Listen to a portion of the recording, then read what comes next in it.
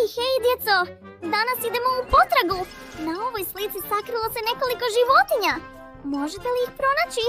Pogledaj pažljivo. Negdje se skriva mali psić Bu. Gdje li je nestao? Možda iza drveta? Ili se skriva u travi? Pogledaj dobro.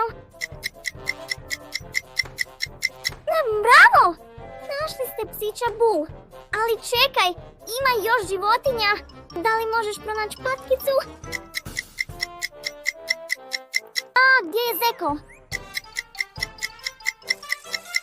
Super! Vi ste pravi detektivi prirode! O, ne! Čekaj! Izgubio nam se mali miš. Možeš li ga pronaći? Bravo! Super! Sutra tražimo još 3 nove životinjice. Ne zaboravi pritisnuti pretplati se. I vidimo se opet u Dječja zabava TV.